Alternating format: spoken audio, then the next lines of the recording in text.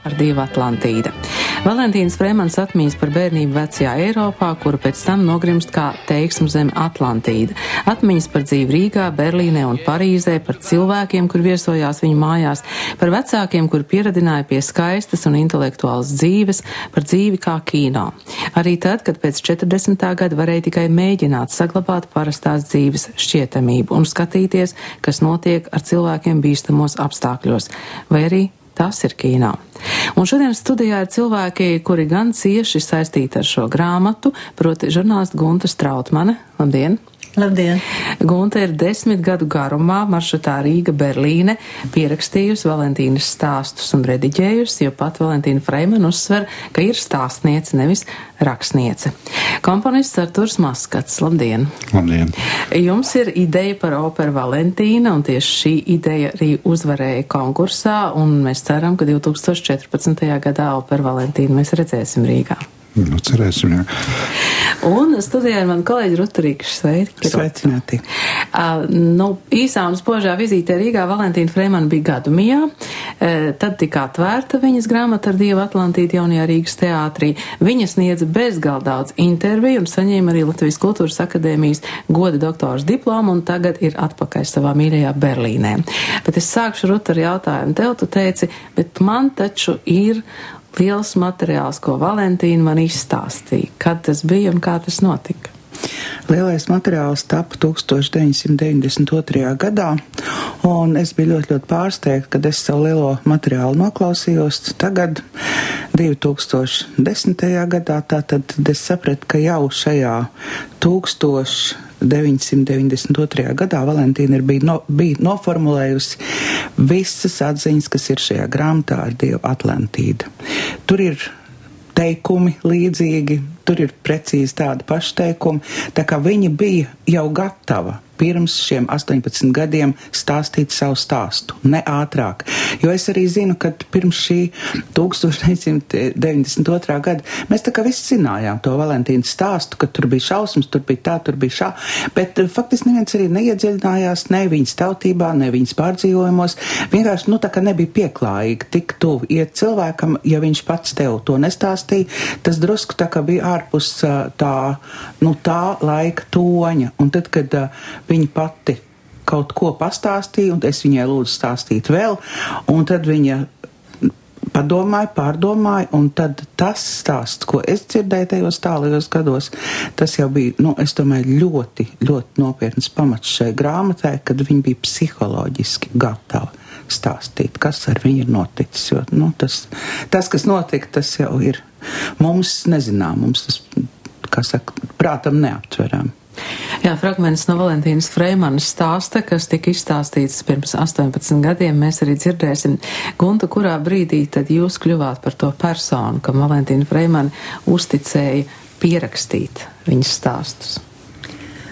Ar Valentīnu mēs bijām pazīstams vienkārši tādā līmenī, ka mēs sasveicinājāmies, jo sagadījāmies kopā kaut kādās latviešu filmu apspriešanās, un tur kādu vārdu varbūt pārmijām, un mēs vienkārši sasveicinājāmies.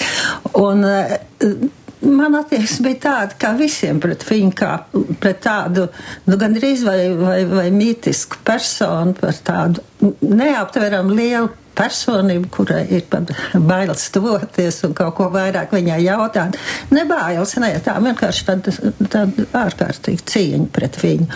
Un Rutiņa, es teicu, ka jūs esat arī sākumā šai grāmatai, tāpēc, ka mēs satikāmies kaut kad, apmēram pirms tiem pašiem 10 gadiem, tur Preses nama rajonā, un jūs man jautājāt, vai Valentīna Freimana jums ir zvanījusi? Es teicu, nē, un ārkārtīgi izbrīnījos, kāpēc, lai Valentīna Freimana man būtu zvanījusi.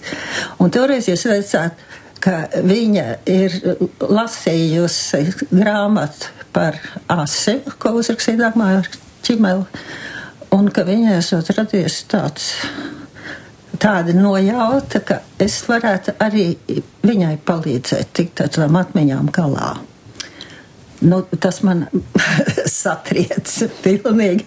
Es jutos tāda, kā arī kā ne no šīs pasaules. Un tad būs tā kā sakarniece bijusi par jums abām. Pilnīgi. Par ko man liels prieks. Jā, man arī.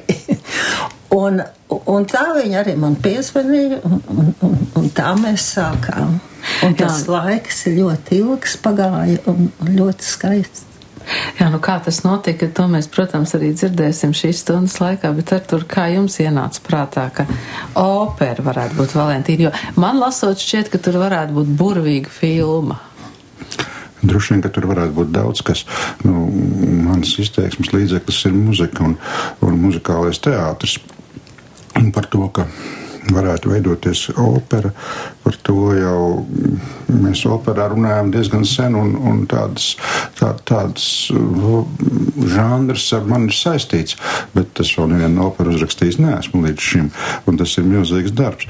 Bet tad, kad es sāku pats tā īsti domāt, kas tad ir opera, un es sāku daudz analizēt tos klasiskās mākslas paraugus, kurus es pazīstu no savas dzīves, un es kaut kā intuitīvi sapratu, ka tas ir darbs par ļoti spēcīgu cilvēku, sievieti, jo Aida, Toska, atkārtosim vēl daudz slavenu operu varoņu vārdus, ja?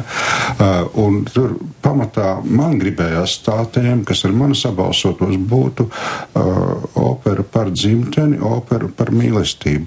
Un pēkšņi vienā sekundē, un es ļoti labi atceros to brīdi, tas bija tādā jaukā bohēmā kopā ar Valentīnu Freimani un Viesturu Kairišu. Mēs pēc kādas izrādes, pēc mērnieku laikiem aizbraucām uz vienu kafēnīcu un sēžot un skatoties to brīnišķīgo sabiedrību un tās sarunas, kas tur raisījās, es pēkšņi sapratu, ka tā taču ir Valentīna. Viņā ir viss tas iekšā, un viņa iemieso kaut kā to vēstures posmu, kas ir tik sarežģīts un tik ārkārtīgi grūts mūsu tautai, mūsu valstī bijis. Un viņa tam ir izgājusi cauri, un viņa ir izgājusi ar tādu pozitīvu un ļoti paceltu galvu, ja, un tādu izjūtu.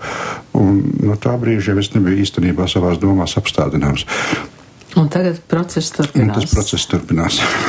Mēs šodien dzirdēsim Valentīnas Freimanes dažus stāstus pēc Rutas izvēles. Ruta, pirmais stāsts, par ko būs? Pirmais stāsts, ja es pareizi atceros, ir tas viņas dzīves kredo un dzīves sākums. Kāds tad tas ir bijis? Redziet, man ir tāda biogrāfija un tāda kadru anketa padomju laikā, kas nevienam totalitāram režīmam nav pieņemama vienā vai otrā punktā. Es esmu ebrejiete. Es esmu Latvijas ebrejiete, kas padomu gados bija slikti, tāpēc, ka mana tēva ģimene šeit dzīvo no 18. gadsimta beigās, un es mierīgi varu pateikt, teiksim, ka mēs šeit esam savās mājās. Un es nāku no buržuāziskas vides, tas, ko sauca savā laikā liela buržuāziska inteliģence. Man tēvs bija jurists un finansists, un tā sabiedrība, kurā es uzaugu, bija visai kosmopolitiska, daudznacionāla. Tēvs bija beidzis Vācu klasisko ģimnāziju, mums bija ļoti daudz paziņu, baltvācu baronu un inteliģences vidū. Bija arī daudz draugu Krievu, augsti izglītotās, inteliģentās emigrācijas vidū. Tā kā es pazinu ļoti dažādas cilvēkus. Mūsu mājās bija arī paziņas, sevišķi Latvijas sociāldemokrātu līderu vidū, Marķers Kujnieks, teiksim, vai arī tādi mākslinieki kā Vidbergs vai Liberts vai nebija. Bet jāsaka, ka man vecāki tik daudz dzīvoja ārzemēs galvenokārt, ka līdz 15 gadiem man bija vairāk pazīstama vācu vai franču, teiksim, vai krievu emigrantu sabiedrība nekā latviešu sabiedrība. Dabīgi, ka tad, kad atnāca padomu vara, tad mēs saņēmām pirmos triecienus. Man vecāki bija atgriezušies no Berlīnas, dabīgi, kur bija Hitlers pie varas, un manam tēvam vairs tur nekādas palikšanas nebija. Un mēs bijām apmetušies Rīgā, kur dzīvojam ļoti jauki un labi. Un pirmos triecienus saņēmām vai ne pirmajā padomju gadā, 41. gadā, kad vienu ģimenes daļu pilnīgi dabīgi, kā tas citādi nevarēja būt, vienu ģimenes daļu deportēja dabīgi 14. jūnijā. Un mana ģimene bija tik šausmīgi nošokēta, vai ne, un satriekta par to, un mēs, protams, gaidījām arī katru nākamo dienu, kā arī mūs izvedīs. ka vienkārši neaptvērām, ka mums ir jāevakuējas, ka tā vara, kas nāks kopā ar vāciešiem, kad karš sākās, ka tā priekš mums būs vēl sliktāka. Un vienkārši nevarēja sevi pārvarēt, aizbraukt uz turienu, uz kurien nu pat aizveda lopu vagonos mūsu tuviniekus. Un kamēr te domāju, tikmēr jau bija klāt hitlerieši un pacēla galvu bez šaubām arī viņu latviešu rokas puiši. Un tad sākās visbriesmīgākais, tas, ka mēs pat nokļuvām tādā paradoxālā situācijā, ka bija jāapskauž tie mūsu radinieki, kas bija deportēti uz Sibīriju, jo galu galā tā arī iznāca, ka no tiem, kas bija sūtīti, vīrieši gan visi nometnēs, protams, nomira, kā tas lielākoties ir, bet sievietes un bērni viena daļa tomēr atgriezās. Bet no tiem, kas bija palikuši Rīgā, no tās ģimenes daļas, ticēdama, ka pie mums tomēr nekas tik briesmīgs, kā domā, nevarēs notikt, vai tad tā varēs būt, tomēr taču civilizēti cilvēki un tā tālāk un tā joprojām, kas, protams, bija drausmīga ilūzija, no tiem neviens, izņemot mani, neviens nav palicis pāri. Visi ir iznīcināti, visi. Gan mani vecāki, gan mani mātes vecāki, kas bija dzīvi. Otrā vecmāmiņa, tantes, onkuļi, mazie brālēni, itin visi. Un ziniet, cik dīvaini satiku pēc kara latviešu draugus, ko es nebiju redzējusi vācu gados, un viņi man teica, tas taču nevar būt, ka tādus skaistus, izglītotus, smalkus cilvēks iznīcinā, uz ko es tikai rūgtiem smiekliem varēju atbildēt. Kā nacistiem bija pilnīgi vienalga, kādi cilvēki, vai ne? Žīds ir žīds priekš viņiem. Un tas man ir palicis uz visu mūžu. Labi, nerunāsim par to. To es esmu toreiz sapratusi.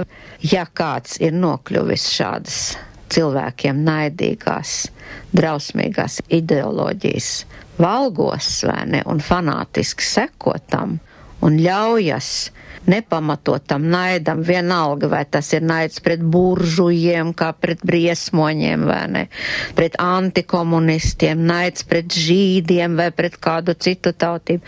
Tas cilvēks ir cilvēcies zudis, jo viņš cilvēku seju ir zaudējis.